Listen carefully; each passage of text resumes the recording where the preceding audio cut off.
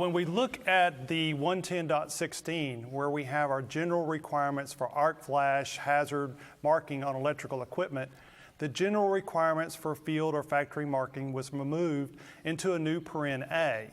A new paren B, however, includes requirements for service equipment 1200 amps or greater, and now requires you to have the available fault current marked as well as the clearing time of the overcurrent protected device, whether that's a fuse or a circuit breaker, at that available fault current. So when we look at this, it may appear straightforward. It may be simply that you use an infinite bus calculation and a transformer value to determine a theoretical maximum available fault current, or maybe you get a value from the utility. And you use the time current curves for the overcurrent protected device, again a fuse or circuit breaker, to find a clearing time. And you use that data to create this label. Now on the surface, that really seems as simple as straightforward as you can have. But I think when we think about this, there are deeper levels that might need to be considered. Any thoughts? Oh, you bet. There's lots of things to be thinking about, especially in talking with the utility. It's quite possible that they could have multiple sizes of transformers, one for the normal conditions and then another one that could be larger or smaller if that normal transformer fails. So your arc flash could vary on a number of different perspectives with that fault current. Another consideration to be thinking about is the arm switches for arc flash reduction. If that switch is on or off, it can affect the arc flash current level, and that might require one or two labels at the switchgear. I think we generally find ourselves looking for that available fault current from the utility in order to understand if we can size the equipment right, correct? And I mean, we're generally used to doing that. In this case, when we're talking about looking at an arc flash hazard, we really need to get to the real number.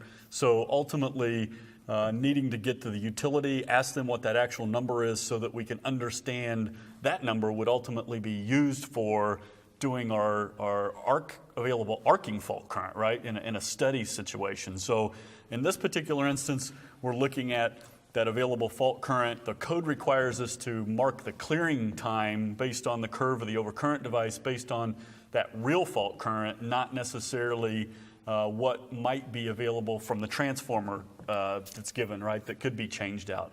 So there's a date requirement there that helps establish when that marking was put in place.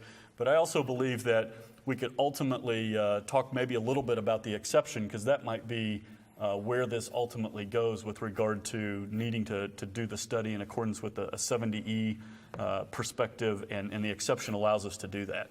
Well, Alan, I agree. One of the things to point out, and the reason why the available fault current is so important, is that overcurrent devices trip faster, or clearing times will be shorter when the overcurrent protection operates faster. And a maximum available fault current would give you a quicker opening time or clearing time for that overcurrent protected device, whether it's a fuse or a circuit breaker.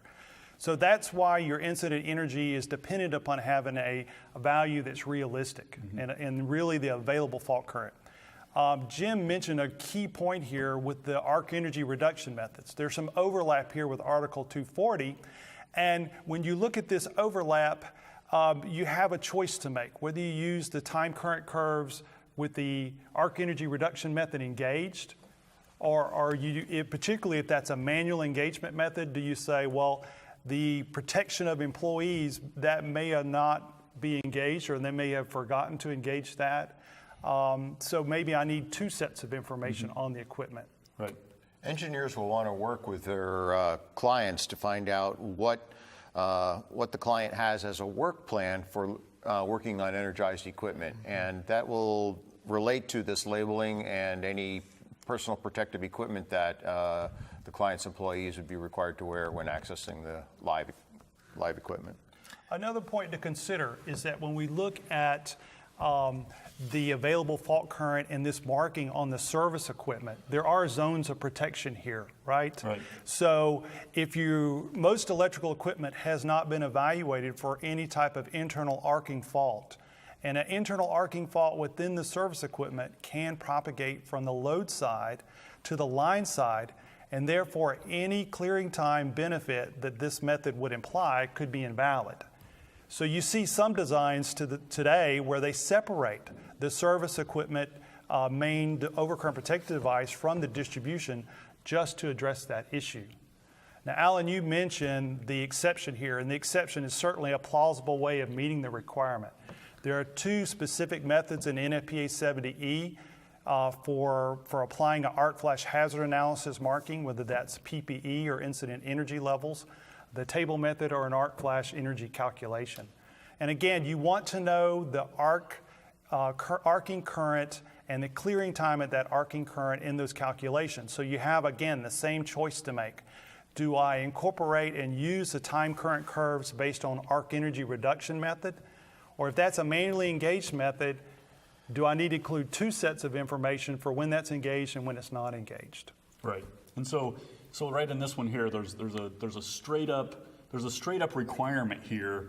But I think the discussion or the things that the consulting engineer needs to think about is what information am I leaving behind, right? I mean, with regard to this, because we're leaving behind the available fault current and the clearing time of that overcurrent device under a heading of an arc flash hazard, and that information may not provide the exact information that's needed to address that hazard, right? So we have a code requirement, we have sort of an intent here that we need to think through, and plausibly the idea may be to move toward that exception, because the consulting engineer typically has a lot of those tools to do those calculations and understand those things. So that may be the path that this to comply with this one that begins to unfold. I think that would be the easiest way to get through this one. We're seeing arc flash energy calculations and actually delivering the labels as a normal part of our services now. Okay.